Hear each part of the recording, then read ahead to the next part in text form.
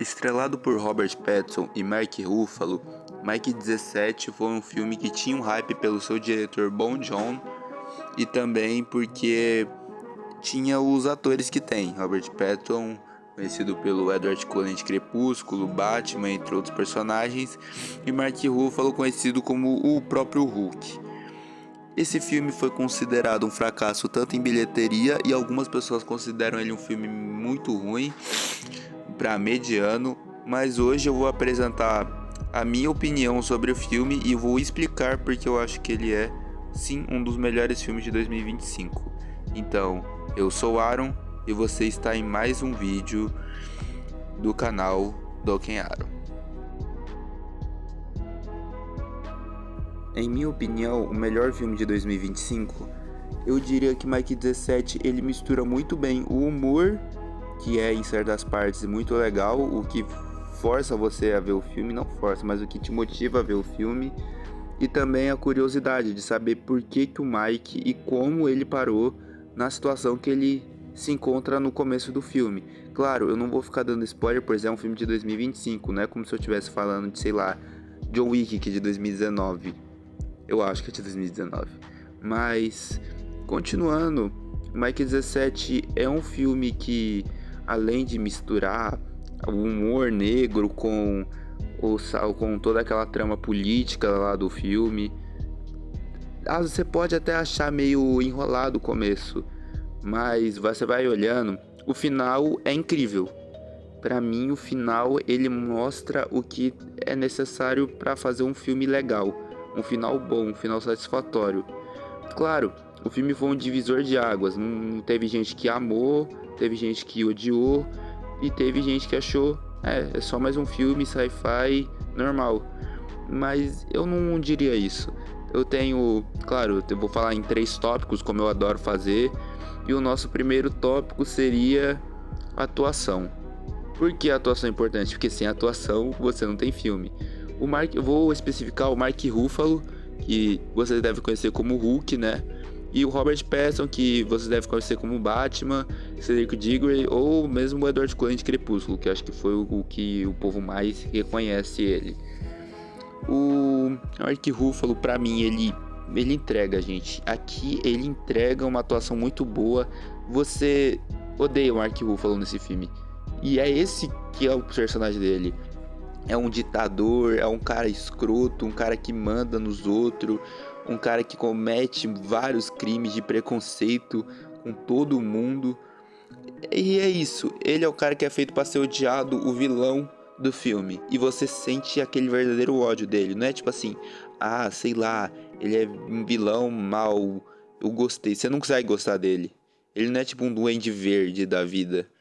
Ele é um cara que vai muito escroto. E o Robert Pattinson é o Mike.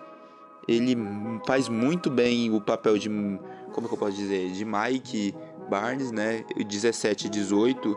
Ele consegue manter o olhar, você olha a expressão e você sabe qual que é o 17 e qual que é o 18. Claro que no final eles acham uma maneira, tipo assim, eles marcam os Mike, mas pela expressão, pelo jeito de falar, você já entende quem que é o Mike 17 e quem que é o 18.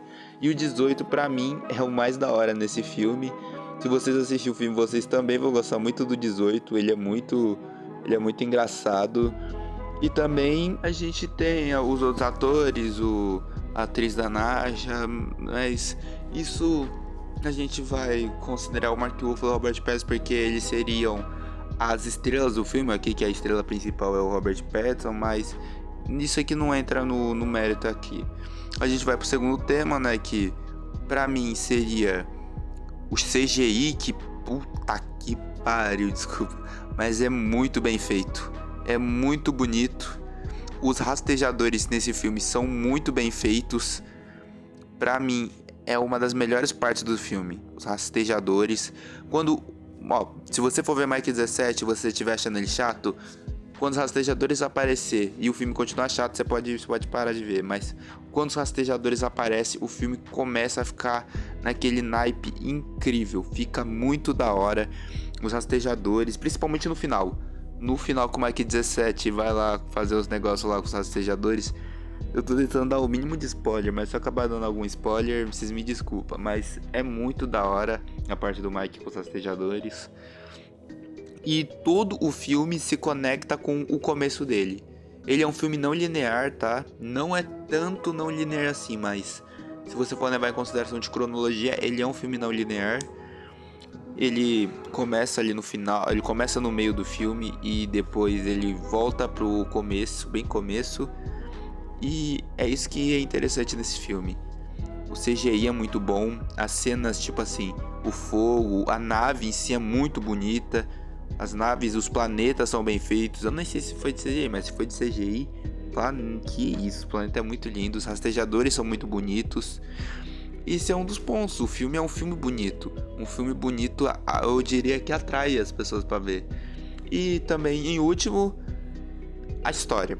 Você pode me dizer sim que a história é confusa, que a história é isso e aquilo, mas se você se esforçar um pouco sua cabeça, você consegue entender. O filme, claro, ele não é tão complexo como um Tenet, que nem eu tava conseguindo entender direito às vezes. Mas é um filme que você tem que se esforçar um pouco pra você entender. Claro, não deveria, mas às vezes se esforçar um pouco pra entender, você vai gostar do filme. A história do Mike é fácil de entender. O negócio dos descartáveis também é fácil de entender. O filme em si ele tem uma história legal.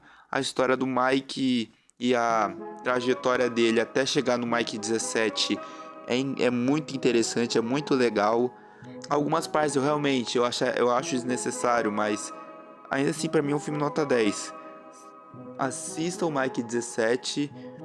Se vocês quiserem, eu faço uma review completa da história ou realmente um resumo do filme inteiro pra vocês. E como eu já ando dizendo, eu sou o Aaron e valeu, galera, falou e fui.